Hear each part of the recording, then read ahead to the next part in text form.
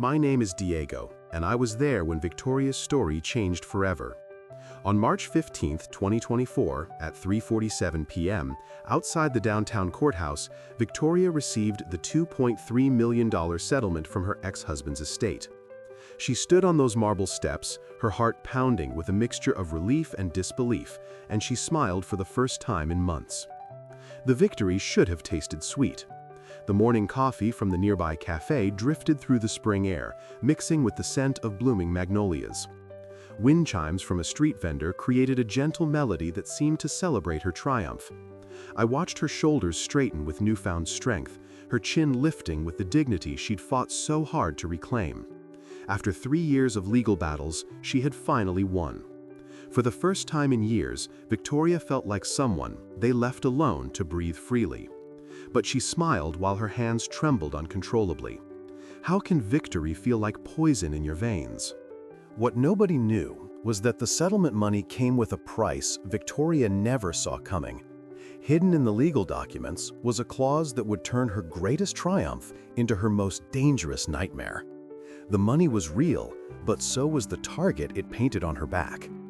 Victoria's ex-husband had made sure that even in death, he would have the last word.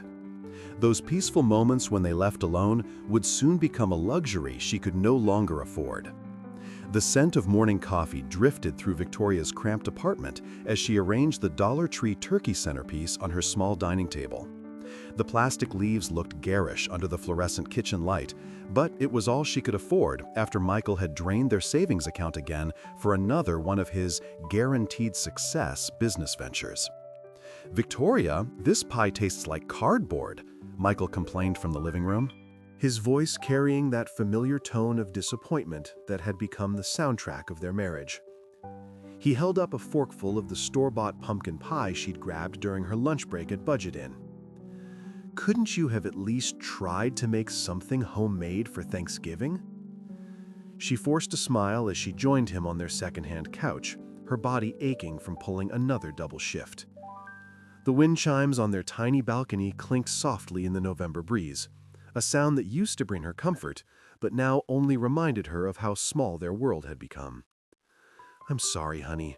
I worked until 3 this morning, and then I had to be back at 6 for the breakfast shift," Victoria explained, settling beside him with her own slice of the despised pie. "Mrs. Patterson called in sick again, so I covered her housekeeping duties too." In this cramped space that barely qualified as home, hope felt like a luxury she couldn't afford. Michael set down his plate with an exaggerated sigh. "This is exactly what I'm talking about, Vic. You're killing yourself at that dead-end job while I'm trying to build something real for us. The food truck business is booming right now. If you just trust my vision." "Your vision cost us $3,000 last month," Victoria interrupted, then immediately regretted her sharp tone. She'd learned to bite her tongue over the years, but exhaustion made her defenses weak. "I'm not saying your ideas aren't good, Michael. I just think maybe we should focus on stability right now." The apartment fell silent, except for the persistent clinking of those wind chimes. Michael's jaw tightened in that way that meant she'd crossed a line. He stood abruptly, smoothing down his expensive shirt, another purchase she'd discovered on their maxed-out credit card statement. "You know what your problem is, Victoria? You think small because you are small," he said, grabbing his jacket from the chair. "Some of us have bigger dreams than managing a Budget Inn for the rest of our lives." The front door slammed behind him, leaving Victoria alone with the rejected pie and the bitter taste of another ruined holiday. She could smell the faint aroma of apple pie from the apartment next door, where the elderly couple always cooked elaborate meals together, and the contrast made her chest tighten with longing. The smell of apple pie from next door brought painful memories of the family dinners she dreamed of having.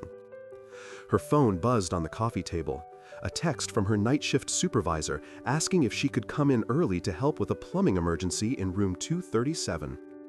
Victoria stared at the message, then at the pathetic centerpiece, then at the half-eaten pie that represented everything wrong with her life.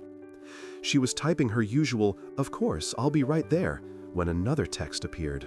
This one from an unknown number. Ms. Victoria Chen, this is Attorney Bradley from Morrison & Associates. We've been trying to reach you regarding the estate of Eleanor Chen. Please call immediately. Victoria's fingers froze over her phone screen. Eleanor Chen, her grandmother who had disowned her parents 30 years ago and disappeared from their lives entirely. The grandmother, her mother Catherine, had forbidden her from ever contacting, claiming the old woman was bitter and cruel. She dialed the number with trembling hands, her heart hammering against her ribs as a professional voice answered on the second ring. "Ms. Chen? Oh my God, we've been searching for you for months," the attorney said.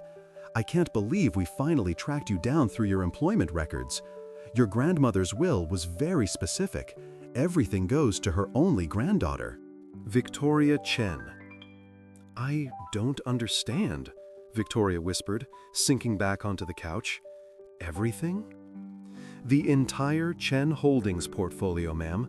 47 hotels across the country, including the Budget Inn chain where you're currently employed. Your grandmother built quite an empire after she left Taiwan, and apparently she'd been watching your progress from afar.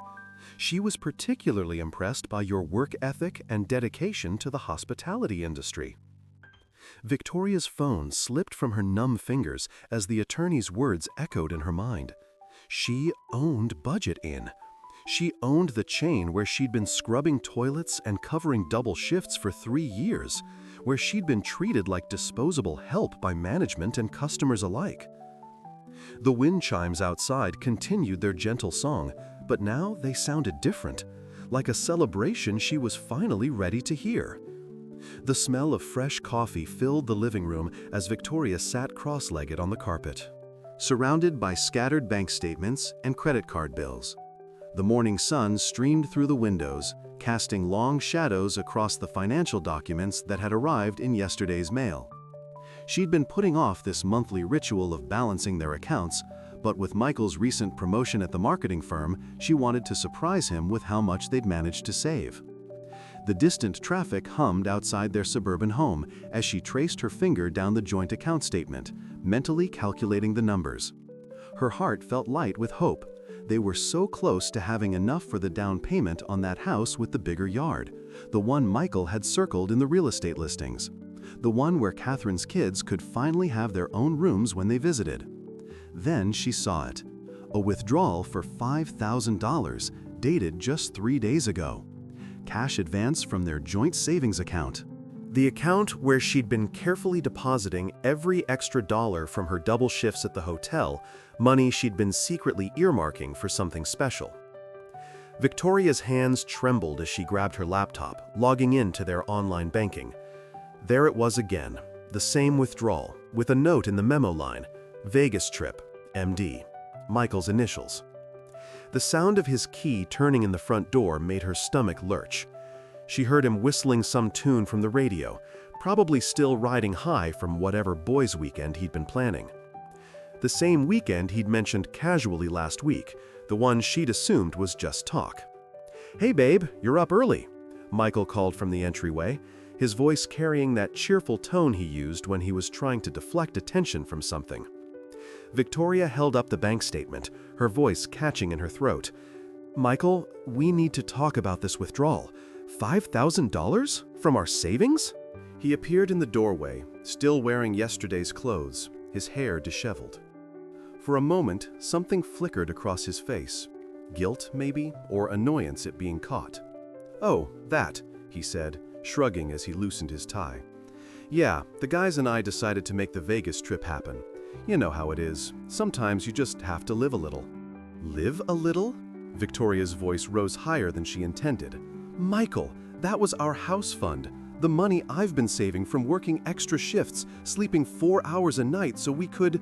"So we could what?" He cut her off, his tone shifting to something she'd never heard before. "So we could keep living this boring, predictable life where you count every penny like some kind of accountant? Jesus, Victoria! You're too boring to understand that men need adventure sometimes." The words hit her like a physical blow. She stared at him, this man she'd been sharing a bed with for 3 years. This man she'd been building dreams with, and suddenly felt like she was looking at a complete stranger. "Boring?" she whispered, the bank statements crumpling in her grip. Catherine emerged from the kitchen then, carrying a cup of coffee, her expression carefully neutral in that way that meant she'd been listening to every word. "Morning, Victoria," she said sweetly, but there was something in her eyes that made Victoria's skin crawl. "Catherine, what are you doing here so early?" "Oh, I stayed over last night," Catherine replied, settling onto the couch like she belonged there. "Michael and I were going over some business ideas while you were at work. He's got such vision, you know, such big dreams." The way Catherine said, "big dreams," made something inside Victoria's chest crack open. Michael nodded, his confidence returning as he looked between the two women. "That's what I'm talking about. Catherine gets it. She understands that sometimes you have to take risks, make investments in experiences. Not everyone can think that way." "Investments?" Victoria stood up, the papers scattered around her feet. "You call gambling in Vegas an investment? With money we don't have?" "We do have it," Catherine said quietly, her voice honey smooth. "Michael showed me the account balances. You've been doing really well with all those extra shifts." The casual intimacy in Catherine's voice, the way she said, "Michael showed me," like it was the most natural thing in the world, made Victoria's heart sink into her stomach. "He showed you our private financial information?" "Don't be so dramatic," Michael said, rolling his eyes. "Catherine's practically family, and unlike some people, she doesn't treat money like it's some sacred thing that can't be touched." Victoria looked between them, her husband and her sister, and suddenly understood that she was seeing something that had been happening behind her back for much longer than just one weekend in Vegas. The morning light filtered through the grimy hotel window as Victoria sat on the edge of the sagging mattress, the smell of stale cigarettes and industrial cleaning products filling her nostrils. The Budget Inn's room was even worse in daylight. Peeling wallpaper curled at the edges like dried leaves, and the air conditioning unit rattled with a death wheeze that had kept her awake most of the night. Her phone buzzed against the chipped nightstand, displaying her lawyer's number. Victoria cleared her throat before answering, trying to sound professional despite her surroundings. "Good morning, Richard," she said, watching a cockroach scurry across the bathroom doorframe. "Victoria, I need your signature on the quarterly earnings reports for Sterling Hospitality Group." "The board meeting is tomorrow, and we can't delay the filings any longer," Richard's voice crackled through the poor reception. "Should I messenger them to your usual address?" "Actually, I'm traveling right now," Victoria said, glancing around the dingy room. "Can you email them? I'll sign digitally as V. Sterling." The irony wasn't lost on her. Here she was, CEO of a hotel empire worth hundreds of millions, sitting in a room that probably cost $30 a night. After Richard hung up, Victoria pulled out her laptop, balancing it on the wobbly desk that looked like it had survived several decades of neglect. As she logged into her corporate accounts, the familiar Sterling Hospitality dashboard loaded on her screen. The quarterly reports showed impressive numbers. Her Budget Inn chain alone had generated over $50 million in revenue this quarter. She scrolled through property performance metrics, noting which locations needed maintenance upgrades. Reflection: 20 years of building this empire, and I'm experiencing it from the bottom up. Then she noticed something she'd never paid attention to before: a tab labeled Property Surveillance System. Victoria had always left security matters to her operations team, but curiosity got the better of her. She clicked through the interface, discovering that every Budget Inn location had real-time camera access available to corporate management. The system was more sophisticated than she'd imagined. She could view lobbies, hallways, parking lots, even some common areas of her higher-end properties.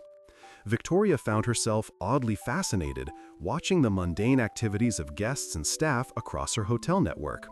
"Oh my God," she whispered, realizing the implications. "I can see everything." She clicked through different locations: Miami, Atlanta, Phoenix. The morning coffee brewing in lobby areas sent wisps of steam across security cameras. At a Dallas location, she watched a maintenance worker fixing a broken ice machine, birds chirping audibly through the outdoor camera feeds. Victoria's fingers hovered over the keyboard as a thought struck her. If Michael, Catherine, and Helen thought they'd abandon her in some random cheap hotel, they had no idea she could monitor their every move if they stayed at any of her properties. She pulled up the guest registry system, cross-referencing recent bookings with familiar names. Her heart began to race as she typed in search parameters. "I can't believe this," Victoria muttered, her pulse quickening as the search results loaded. There it was, a reservation under Catherine's name at the Sterling Grand Resort in Scottsdale, booked for tonight through the weekend. The same luxury property where Victoria had hosted her last 3 anniversary celebrations with Michael. The reservation showed 3 guests, and the booking had been made just 2 hours ago. Victoria's hands trembled slightly as she accessed the Scottsdale property's surveillance system. The cameras weren't showing them yet, they probably hadn't arrived, but she could see the opulent lobby with its marble floors and crystal chandeliers. The same lobby where she'd walked hand in hand with Michael countless times. On that porch of memories, my heart sank with the strength of betrayal. She switched back to the guest registry, digging deeper into the reservation details. What she found made her stomach drop. The room had been booked using her own corporate discount code, the one she'd given Michael for business travel emergencies. But that wasn't the shocking part. The shocking part was the additional services requested: a private dining room for tomorrow night, champagne service, and a notation that read, "Celebration dinner, 3 guests plus special guest arriving Sunday." Victoria stared at the screen, pieces of a puzzle clicking into place. This wasn't just abandonment. This was a planned celebration. But celebrating what? And who was the special guest arriving Sunday? She grabbed her phone and called the Scottsdale property directly, disguising her voice slightly. "I'm calling to confirm the celebration arrangements for the Catherine Morrison party," Victoria said, her heart pounding. "Oh yes, ma'am," the concierge replied cheerfully. "We have everything prepared for the family celebration. The champagne, the private dining room, and we'll have the documents ready for signing as requested." "Documents?" Victoria's voice nearly cracked. "The property transfer papers, ma'am. Such an exciting time for your family." The line went quiet, except for Victoria's shallow breathing. Property transfer papers? They weren't just celebrating her humiliation, they were celebrating stealing everything she'd built. The surveillance feed flickered to life on Victoria's laptop screen, displaying the grainy interior of the Budget Inn room she'd just vacated. She'd installed cameras in select properties years ago for security purposes, never imagining she'd use them to spy on her own family. The fresh coffee she'd ordered from room service sat untouched beside her as she settled into the hotel manager's office down the hall, the aroma mixing with the sterile scent of disinfectant. Through the thin walls, she could hear the distant sound of wind chimes from the courtyard below, their gentle melody a stark contrast to the storm brewing in her chest. Her family had left her in that room like discarded trash, probably assuming she'd spend hours wallowing in self-pity. They had no idea she owned every Budget Inn from here to the West Coast. Victoria adjusted the volume as Michael's voice crackled through the speakers. He was pacing the parking lot outside, phone pressed to his ear with that familiar swagger she'd once found attractive. "Ashley, baby, I'm telling you." "This is it," Michael said, his voice carrying that smooth tone he'd used when they first met. "The divorce papers are already drawn up. Once I get rid of the dead-weight wife, we'll have access to her entire hotel empire." Victoria's hand froze halfway to her coffee cup. Ashley? Her heart sank as the pieces clicked into place. All those late business meetings, the mysterious phone calls, the way he'd been pushing her toward this family reconciliation trip. "She's so pathetic right now, crying in that cheap room," Michael continued, laughing. "She has no clue I've been documenting her mental instability for months. My lawyer says it'll be easy to prove she's unfit to manage her own assets." The wind chimes seemed to mock her now, their cheerful tinkling a soundtrack to her world crumbling. Victoria fumbled for the recording button, her fingers trembling as she captured every word. Reflection. That moment in the parking lot changed everything, not just about Michael, but about how blind she'd been to the vultures circling her success. She switched camera feeds to the hotel lobby, where Catherine sat with Helen on the worn floral couches, their heads bent together in conspiratorial whispers. The afternoon light streaming through the windows caught the malicious glint in her sister's eyes. "Mother, you should have seen her face when we walked out," Catherine was saying, her voice dripping with satisfaction. 20 years I've watched everyone praise precious Victoria and her business empire. Well, now she knows how it feels to be abandoned."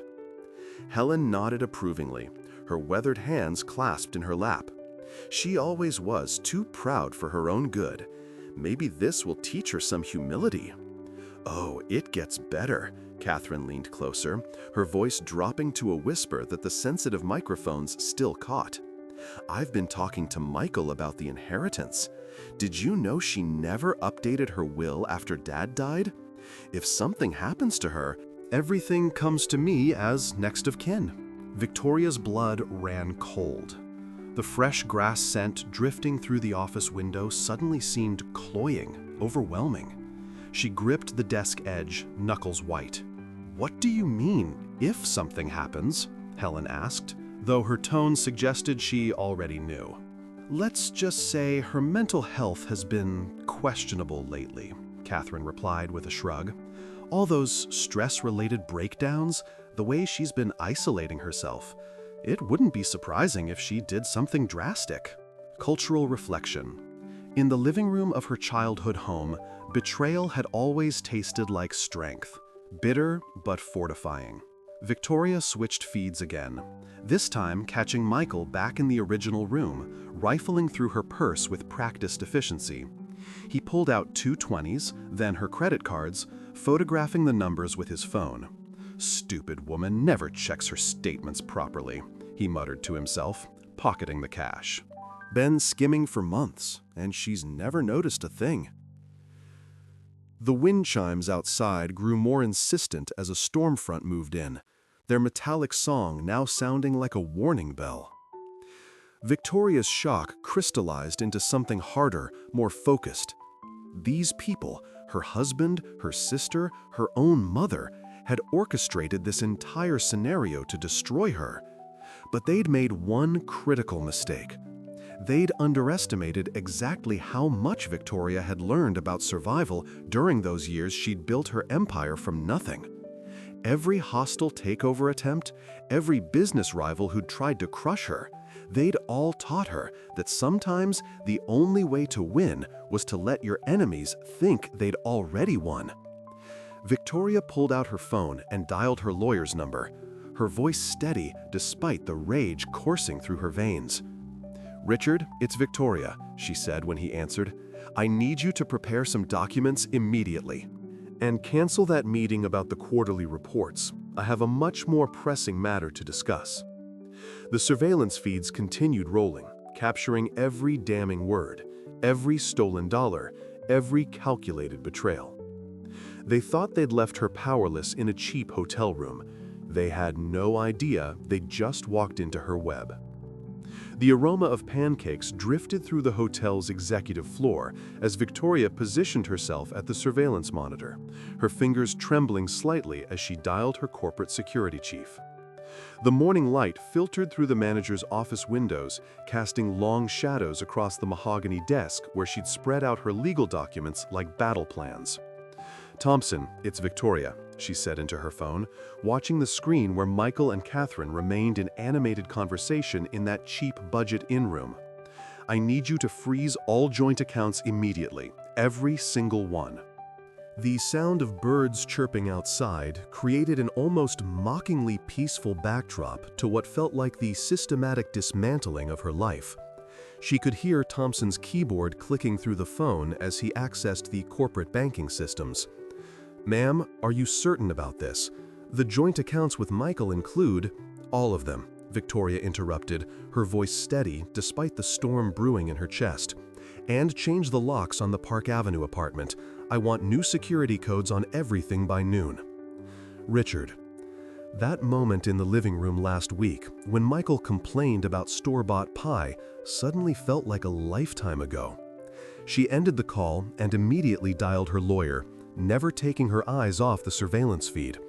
Michael was pacing now, gesturing wildly as he spoke to Catherine, who sat on the edge of the bed with a satisfied smirk Victoria had seen countless times during their childhood. Richard. I need you to pull all financial records for the past 6 months, she said when her attorney answered. Cross-reference every transaction with our hotel booking systems. I have reason to believe my husband has been using company resources for personal schemes.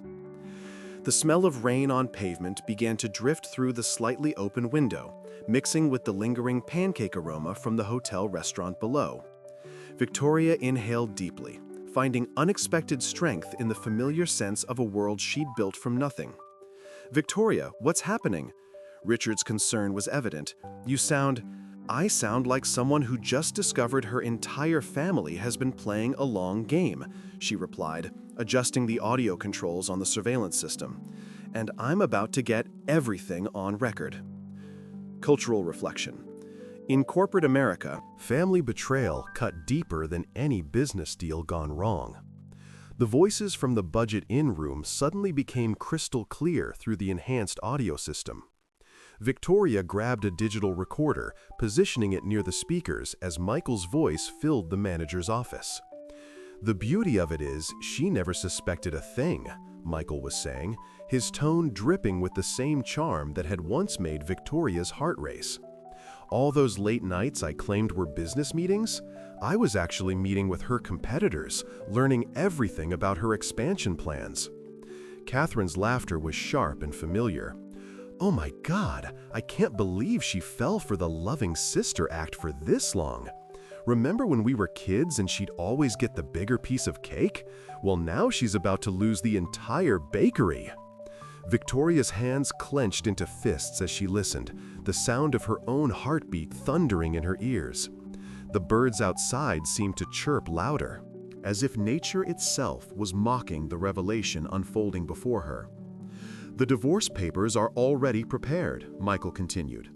Once we get her to sign over the controlling interest in the hotel chain, we can push her out completely. Catherine, your mother was brilliant to suggest this approach. Helen always knew Victoria was too trusting, Catherine replied. She said it would be her downfall eventually. Though I have to admit, even I didn't think it would be this easy to manipulate someone who built an empire. Victoria's phone buzzed with a text from Thompson, confirming the account freezes were complete. She smiled grimly, watching as Michael pulled out his own phone, probably to check their joint accounts. His confident expression would change very soon. You know what the best part is? Michael said, settling into the room's single chair. She actually thinks we're here because we care about her, that we wanted to surprise her with some family bonding time. My heart sank when I realized how pathetic she looked, setting up that Dollar Tree centerpiece last week, Catherine added. Trying so hard to create some perfect family moment when we were already planning her destruction. Victoria reached for her coffee cup, her hands now steady with purpose. The surveillance system was recording everything, creating an unshakable legal record of their conspiracy. Through the window, she could see guests arriving at the hotel's main entrance, completely unaware that the owner was 3 floors above them, watching her world reshape itself in real time. The sound of Michael's phone ringing through the surveillance feed made Victoria lean forward. She recognized the ringtone. It was the special one he'd assigned to their joint bank account notifications. His face went white as he stared at the screen. "Catherine," he said slowly. "We have a problem." The elevator ascended to the penthouse suite with mechanical precision, each floor marking another second closer to the confrontation I'd orchestrated for months. The scent of expensive cologne from my security team mixed with the faint aroma of BBQ drifting up from the Vegas Strip below, creating an oddly comforting backdrop to what would be the most satisfying moment of my professional life. I adjusted my tailored blazer and checked my watch. 3:47 p.m., exactly when my surveillance showed Michael and Catherine would be mid-celebration in the presidential suite of my own Grandview Hotel. The irony wasn't lost on me that they'd chosen my flagship property for their victory party, believing they'd successfully stripped me of everything I'd built. "Ma'am, they're all inside," Thompson whispered into his earpiece, his voice barely audible above the distant traffic humming 20 floors below. "3 individuals confirmed: your ex-husband, your sister, and your mother." Cultural reflection. Standing there in that hallway, I felt the same strength I'd discovered on my grandmother's porch all those years ago, when she taught me that real power comes from patience. The keycard slid through the reader with a soft beep. I pushed open the double doors to find exactly what I'd expected. Champagne glasses raised, legal documents scattered across the mahogany table, and 3 people who'd systematically betrayed me, now frozen in shock. Michael dropped his crystal flute first, the sound of shattering glass echoing through the suite like a gunshot. "Oh my God," he breathed, his face draining of color. "Victoria, how did I get into the presidential suite of my own hotel?" I stepped forward, my heels clicking against the marble floor as Thompson and 2 other security officers flanked me. "That's an interesting question, Michael. Almost as interesting as how you thought you could embezzle $2 million from accounts I've been monitoring for 6 months." Catherine shot up from the leather sofa, papers tumbling to the floor. "I can't believe this," she stammered, her voice cracking. "You're supposed to be broke? Destroyed? Living in that budget inn room you so generously arranged?" I pulled out my tablet, swiping to the surveillance footage I'd been collecting. "Funny thing about owning a hotel chain, Catherine, we have cameras everywhere." The tablet screen showed crystal clear footage of their conspiracy meetings, their celebration toasts, their detailed discussions about liquidating my assets. Helen sat motionless in her chair, her champagne untouched, watching the scene unfold with the calculating expression I remembered from childhood. "My heart sank when I realized what you'd all done," I continued, letting genuine emotion creep into my voice before hardening it again. "But then I remembered something important. I own 43 hotels across 12 states, and every single transaction you've made has been recorded, documented, and reported to federal authorities." Michael's hands shook as he reached for the legal documents. "Victoria, you don't understand. The divorce settlement, the business partnerships, everything was legal. Our lawyers confirmed." "Your lawyers confirmed what I wanted them to confirm." I smiled, savoring the moment. "Did you really think I'd let you destroy 20 years of work without having contingency plans?" Thompson stepped forward with a manila envelope thick with documentation. "Financial fraud, identity theft, conspiracy to commit wire fraud," he announced in his professional tone. "The FBI will be here in approximately 15 minutes." That moment when Catherine's face crumpled, when she finally understood she'd never been smarter than me, made every sleepless night worth it. The rain had started outside, creating that distinctive smell of water on hot pavement that drifted through the suite's ventilation system. It reminded me of summer storms from my childhood, before everything became complicated by money and betrayal and family obligations that only flowed in one direction. Catherine finally found her voice. "You can't do this to us. We're family." "Family?" I laughed, the sound sharp enough to cut glass. "Family doesn't forge signatures on property deeds. Family doesn't empty joint accounts while pretending to plan reconciliation dinners. And family certainly doesn't celebrate someone's destruction in their own hotel." Helen stood slowly, her designer handbag clutched against her chest like armor. For the first time in 30 years, she looked genuinely afraid. "Victoria, surely we can work something out. You've always been the reasonable one." "Reasonable?" The word tasted bitter. "I was reasonable when you chose Catherine's wedding over my college graduation." "I was reasonable when you mortgaged the family home to fund Michael's first business venture. I was reasonable for decades while you all treated me like an ATM with emotions." The distant hum of sirens began filtering up from the street, growing louder with each passing second. Michael's phone buzzed repeatedly, probably his lawyer, his business partners, his other conspirators realizing their carefully constructed house of cards was collapsing. "But here's what none of you understood," I said, walking to the floor-to-ceiling windows overlooking the Vegas skyline. "I didn't build this empire so you could tear it down. I built it so I'd never again have to depend on people who see love as a transaction and loyalty as a commodity." Thompson's radio crackled. "Federal agents in the lobby, ma'am." I turned back to face them one final time, 3 people who'd shaped my life through their absence of genuine care. "The presidential suite comes with a beautiful view," I observed. Enjoy it while you can. The morning sun streamed through the floor-to-ceiling windows of my corporate headquarters as I signed the final documents.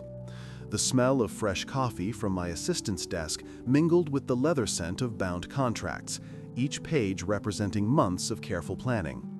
Today marked exactly 1 year since that night at the Budget Inn, the night that changed everything. "The renovation crew is ready at the Budget Inn location, ma'am," Thompson announced, adjusting his earpiece. "Rosa Martinez has been briefed about her new position as head of housekeeping for the flagship renovation project." I nodded, gathering the scholarship fund paperwork from my mahogany desk. The Helen Victoria Memorial Scholarship for Children of Hotel Workers, named after my mother who had cleaned hotel rooms for 30 years before I built this empire. Funny how the people who abandon you end up giving you the greatest gifts of clarity. The drive to the Budget Inn felt different this time. No desperate phone calls, no betrayal weighing on my chest, just the quiet satisfaction of a plan coming full circle. The familiar parking lot looked smaller somehow, less intimidating under the bright Tennessee morning light. Rosa was waiting by the entrance, her face beaming with pride in her new navy blazer adorned with the corporate logo. Behind her, a team of architects and designers stood ready with blueprints and material samples. "Victoria, oh my God, I can't believe this is really happening," Rosa said, her voice thick with emotion. "When you told me about promoting me to head of housekeeping for the flagship renovation, my heart nearly stopped." "You've been the backbone of this place for years, Rosa," I replied, shaking her hand firmly. "It's time that dedication was properly recognized and rewarded." We walked through the lobby together, past the same front desk where I'd checked in that terrible night. The sound of distant wind chimes from the courtyard garden drifted through the open doors, a peaceful contrast to the chaos I'd felt back then. Cultural reflection. In America, we rebuild from our ashes. It's what gives us strength. The plans call for completely gutting rooms 201 through 215, the head architect explained, spreading blueprints across a temporary table. We'll install smart technology, luxury fixtures, and expand each unit by 30%. I traced my finger along the blueprint, stopping at room 207, the exact room where Michael, Catherine, and Helen had left me stranded. "Make that room the presidential suite," I instructed, "spare no expense." The irony wasn't lost on me. The same space where they'd tried to humiliate me would become the crown jewel of the renovation. As the morning progressed, contractors began arriving with equipment and materials. The lobby filled with the sounds of progress, measuring tapes clicking, phones ringing, voices discussing timelines and budgets. Rosa moved through it all with natural authority, already embodying her new role. "There's something else," I told Rosa as we stepped into the courtyard. The wind chimes created a gentle melody above us, and I could smell BBQ smoke drifting from a nearby restaurant. "The scholarship fund launches next month. We're starting with $50,000 for children of hotel employees across the entire chain." Rosa's eyes filled with tears. "My daughter Maria, she's been dreaming of culinary school, but we could never afford it." "She'll be our first recipient," I said simply. Later that afternoon, as I stood in the empty shell of room 207, I received an unexpected call. The number looked familiar, though I hadn't seen it in months. "Victoria?" Catherine's voice was barely a whisper. I heard about the scholarship fund." "The one named after Mom." I remained silent, letting her continue. I know we can never undo what we did to you that night, but seeing how you've honored her memory, even after everything." Her voice broke. "I wanted you to know that Michael filed for bankruptcy last week. The investment scheme collapsed." The micro-twist hit me like a gentle wave rather than a tsunami. After all this time, Catherine was calling not to apologize for herself, but to tell me that Michael, the architect of their betrayal, had fallen harder than any of them. "And Helen?" I asked quietly. "She asks about you every day. She's been following news about your hotels online. She's proud of you, Victoria. We all are, even though we have no right to be." I hung up without responding, but for the first time in a year, I felt something other than anger toward my family. Not forgiveness, that would take time, but perhaps the beginning of peace. As evening approached, preserve the original language of the text in what would soon become the presidential suite, planning the scholarship interviews and discussing her vision for staff training programs. "You could have bought any hotel chain," Rosa observed, picking at her pulled pork sandwich. "Why renovate this place?" I smiled, watching the sunset paint the walls golden through the bare windows. Because sometimes you have to return to where people tried to break you and show them, and yourself, that you're unbreakable. They left me alone in a cheap hotel room, thinking they destroyed me, not knowing I'd transform that very room into a symbol of resilience and hope. And you, on your porch, what would you build from the ashes of betrayal?